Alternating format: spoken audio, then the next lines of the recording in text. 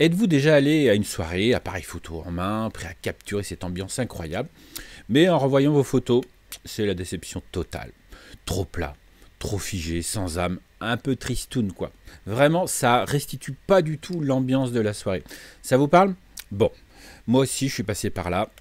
Je me souviens d'un anniversaire, une de ces fêtes où tout le monde danse, ça rigole, où l'énergie est palpable. Donc j'étais là, appareil photo à la main, convaincu que j'allais immortaliser cette ambiance. Mais en regardant mes photos, bon, elles étaient pas à la hauteur du tout de l'énergie de cette soirée. Vraiment plate quoi. Donc c'est comme si toute la magie s'était évaporée. Le pire, chaque éclat du flash rendait les visages artificiels et les lumières colorées de la fête disparaissaient complètement. Puis, j'ai eu une idée. Et si je ralentissais la vitesse d'obturation pour capter toute cette énergie vibrante, qu'on ressente vraiment cette fête d'anniversaire? Donc j'ai testé. Vitesse lente, flash activé. C'est une rare fois où j'utilise le flash, sachez-le. Et là, c'était un déclic. Donc chaque photo captait l'énergie folle du moment. Des éclats de rire, des traînées lumineuses partout, on voyait vraiment toute l'intensité lumineuse, tous les spots qui allaient dans tous les sens, et les visages nets dans ce chaos lumineux. Donc je venais de capturer l'essence même de cet anniversaire, un diaporama débordant de vie en faisant des souvenirs bien sûr inoubliables. Et devinez quoi? Les invités étaient complètement scotchés. Certains n'en revenaient pas. Comment t'as fait ça? Demandaient-ils, etc., etc. C'est vraiment génial. Donc aujourd'hui, je vais vous montrer exactement comment recréer cette magie, parce qu'une fête, ça se vit pas juste, ça se capture. Vous êtes prêts? Allez, c'est parti. Donc le problème dans ces cas-là, c'est que le flash direct, c'est un peu comme allumer un projecteur en pleine nuit, ça éclaire tout d'un coup, mais ça tue complètement l'ambiance. Avec cette lumière blanche là, bon, c'est affreux. Donc les photos sont froides, elles sont plates, elles sont vraiment sans âme. On capture peut-être le sujet, hein, c'est ce qui a été convenu avec les appareils photo. Voilà, vous avez un flash au-dessus, ça fait la photo, mais vraiment jamais l'essence d'une fête.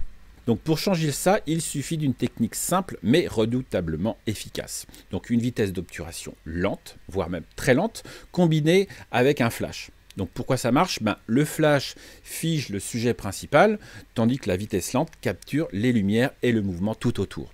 Et là, vos photos explosent d'énergie. Elles racontent vraiment l'histoire de la soirée. Comment faire exactement?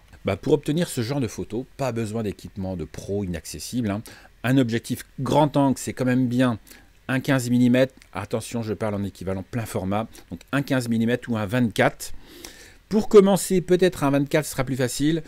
Si vous voulez aller vraiment plus loin et ressentir vraiment l'émotion pure, là, un 15 mm, ça va être vraiment génial.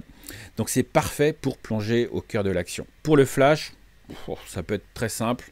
Un flash à 30 €, ça suffit, hein. Bon, allez, il n'y a rien de plus simple. Un mode manuel.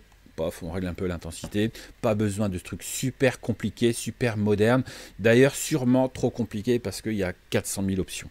Rappelez-vous, quand vous maîtrisez les fondamentaux de la photo, tout devient simple et accessible. Donc l'idéal aussi, c'est un transmetteur. Ça, c'est un petit plus, voilà, ça permet de détacher le flash de l'appareil photo et couplé, voilà, fixé sur votre flash, ça permet d'orienter le flash plus loin, de désaxer un petit peu pour éviter d'avoir des lumières frontales. Ça permet de le mettre par exemple à 45 degrés ou de l'orienter un petit peu sur le côté et en haut, parce que ça crée une lumière beaucoup plus dirigée et surtout ça va créer des ombres et du coup créer un peu plus de relief. Ça, c'est vraiment le petit truc en plus. Donc maintenant que le matériel est prêt, attaquons les réglages. Donc comment régler votre appareil photo? J'en ai parlé un petit peu. On va passer en mode manuel, voilà, pour un contrôle total. Bon, au passage, hein, dans cette situation, le mode manuel est le plus simple. Voilà, ce n'est pas le mode des pros à tout prix, c'est juste le mode de ceux qui ont compris comment la photo fonctionnait et ce que fait vraiment un appareil photo, même en mode P ou en mode A. Il fait une mesure d'expo. Et dans ces cas-là, dans le cas de lumière complètement folle, il ne va rien comprendre du tout. Donc le M, c'est ce qui va lui permettre de laisser tomber en gros ses automatismes et de vous prendre le contrôle. Ensuite, régler la vitesse sur 1 seconde, c'est ce qu'il y a de bien, c'est ce qu'il y a de mieux, c'est pas trop lent et c'est pas trop rapide non plus, on a le temps de jouer avec le flash et d'avoir suffisamment de traits lumineux pour une photo vraiment dynamique. Une ouverture, aller autour de 5-6, ça vous permet d'avoir une profondeur de champ suffisamment grande, en fait surtout même à 15 mm. Il faut savoir que si vous faites une mise au point à 70 cm, c'est net entre voilà, 50 cm et quasiment 3 mètres. Donc même avec mon 15 mm, on va dire à réglage manuel, il n'y a pas d'autofocus, je suis net partout. Donc faites quelques tests et regardez si les spots de lumière sont visibles et pas trop surexposés. Et dans un premier temps, sans flash. Ok, donc dans un premier temps, une seconde d'ouverture, f5.6, allez vous essayez comme ça, vous regardez, on adapte les ISO, 200, 400, ça devrait suffire pour voir quelques traits de lumière comme ça. Pour le flash, vous pouvez le laisser en mode TTL. Mode TTL, c'est il va mesurer, lui, quelle intensité lumineuse envoyer automatiquement. Donc ça peut être un bon moyen au départ si vous débutez pour pas vous compliquer la vie. Mais sinon, vous le mettez en manuel et puis vous tâtonnez un petit peu par une puissance moyenne, vous allez ajuster. Allez, maintenant, on passe à l'action. C'est le moment de s'amuser. La règle d'or, c'est de vous approcher de vos sujets. Environ 1 mètre, surtout avec un objectif 15 mm, voire 70 cm. Voilà, une longueur de bras comme ça est au cœur de l'action. Un petit peu en contre-plongée, comme ça va faire quelque chose de très dynamique. Et surtout, faites attention à être à peu près symétrique, d'avoir une personne au milieu. Pas trop désaxé comme ça, sinon les photos sont pas assez fortes. Et vraiment à cette distance-là, vous allez pouvoir capter toute l'énergie de dingo, quoi.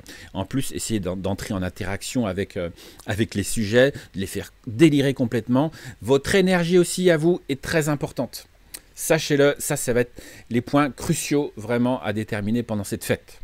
Et donc une fois que vous déclenchez, comme vous avez 1 seconde de temps de pause, vous avez le temps de bouger l'appareil photo.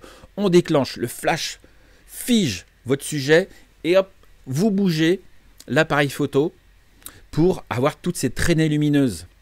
Ça va vous permettre d'avoir des spirales, des choses comme ça. Vous pouvez même zoomer, dézoomer pour d'autres effets ultra dynamiques.